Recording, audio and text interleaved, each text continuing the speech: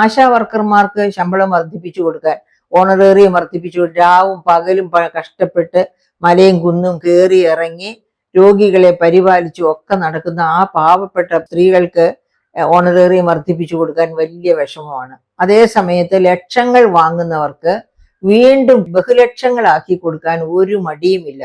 അപ്പൊ പറയും അവർ കുറച്ച് നമ്പറല്ലേ ഉള്ളൂ എന്ന്. പക്ഷെ അവർ ചെയ്യുന്ന ജോലി എന്താണ്? ഈ കേരളത്തിലെ ഇപ്പൊ KPSCയുടെ കാര്യം തന്നെ എടുക്കുക, എല്ലാം ഡിജിറ്റൽ, പരീക്ഷകളൊക്കെ ഡിജിറ്റല്, എല്ലാം ഇന്റർവ്യൂസ് ഒക്കെ ഡിജിറ്റല് എന്നൊക്കെ പറയുന്ന സംവിധാനത്തിൽ ലക്ഷങ്ങളുടെ ശമ്പളം വർദ്ധിപ്പിച്ചു കൊടുക്കാം.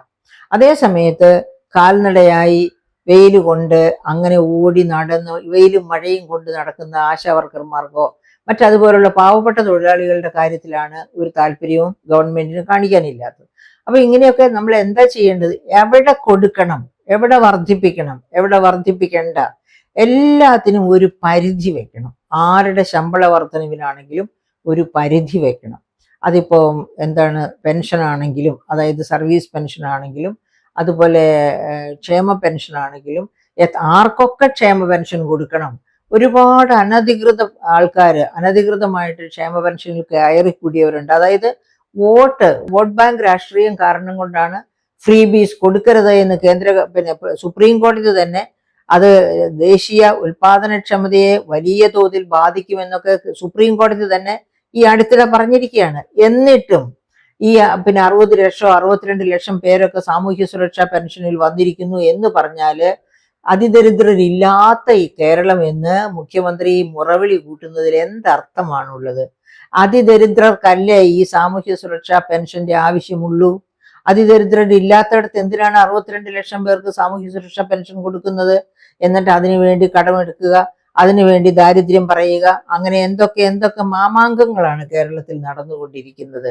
അപ്പം ശരിയായിട്ട് ആരാണ് യഥാർത്ഥത്തിൽ സാമൂഹ്യ സുരക്ഷാ പെൻഷൻ വാങ്ങുന്നത്? അത് വോട്ട് ബാങ്ക് ആണോ, അത് ഫ്രീ ബി ആണോ എന്നൊക്കെ നമ്മൾ കണക്കാക്കേണ്ടിയിരിക്കുന്നു. എന്നിട്ട് അതിൻ്റെ അകത്ത് വെട്ടിക്കുറയ്ക്കാനുണ്ടെങ്കിൽ തീർച്ചയായിട്ടും വെട്ടിക്കുറയ്ക്കണം. അർഹതയുള്ളവർക്ക് കൃത്യമായി ഒരു ആശങ്കയുമില്ലാതെ കൊടുക്കണം, അവര് ജീവിച്ചു പോകട്ടെ എന്ന് കരുതി.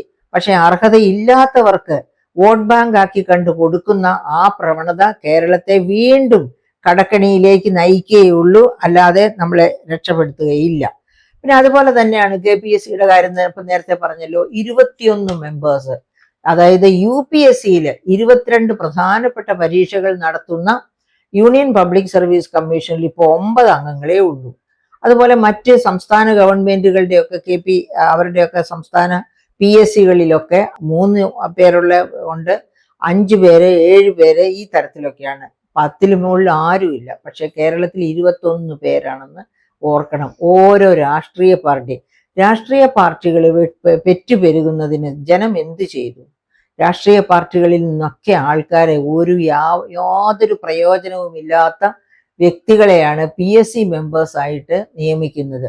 എന്നിട്ട് ഈ പറയപ്പെട്ടതുപോലെ ലക്ഷങ്ങൾ പ്രതിഫലവും മറ്റതുപോലെയുള്ള സൗകര്യങ്ങളും ഒക്കെ കൊടുത്ത് ഇവിടെ നല്ല വിദ്യാഭ്യാസമുള്ള മിടുക്കരുണ്ട്, അവർക്കൊന്നും PSC വഴി ജോലി പോലും കിട്ടുന്നില്ല. എന്നിട്ട് മുഖ്യമന്ത്രി പറയുകയാണ്, ഇല്ല, ഇന്ത്യയിലെ ആകെപ്പാടെ PSC വഴിയുള്ള അപ്പോയിന്റ്മെന്റ്സിൽ 60% കേരളത്തിലാണെന്ന്.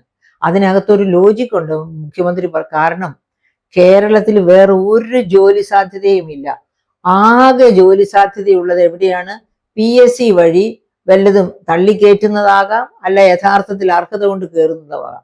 അങ്ങനെ കയറുന്ന ജോലികളല്ലാതെ, അതായത് ഗവൺമെന്റ് സർവീസിലെ എല്ലാ വകുപ്പുകളിലും എക്സസ് സ്റ്റാഫാണ് ഉള്ളത്. എന്നിട്ട് വീണ്ടും അപ്പോയിന്റ്മെന്റ് നടത്തുന്നു. അതാണ് നടന്നുകൊണ്ടിരിക്കുന്നത്. അപ്പം അങ്ങനെ വരുമ്പോൾ PSC വഴിയായിട്ട് കേരളത്തിലെ ആകെ ജോലി കിട്ടാൻ സാധ്യത PSC വഴിയാ. അതുകൊണ്ട് എല്ലാവരും PSCയിൽ അണിനിരക്കുന്നു.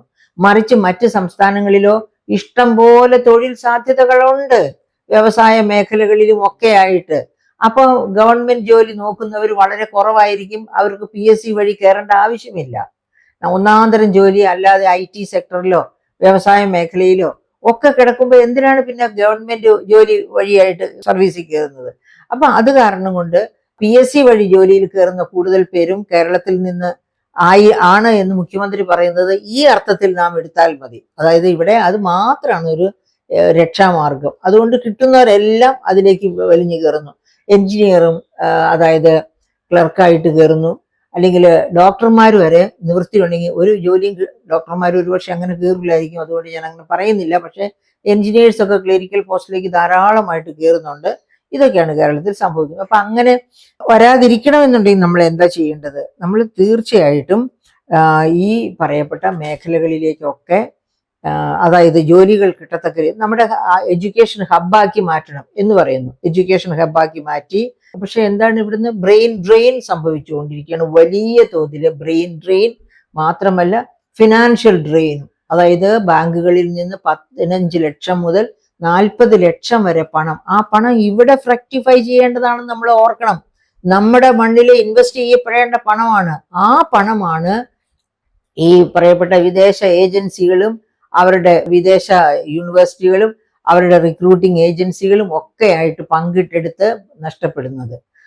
അതുപോലെ നമ്മുടെ ബെസ്റ്റ് ബ്രെയിനും ഡ്രെയിൻ ചെയ്തു പോകുന്നു. അപ്പൊ ഫിനാൻഷ്യൽ ഡ്രെയിൻ ഒരു വശത്ത്, പിന്നെ ബ്രെയിൻ ഡ്രെയിൻ മറുവശത്ത്. ഇത് രണ്ടും അപകടകരമാണ് ഇന്ത്യയെ സംബന്ധിച്ചിടത്തോളം.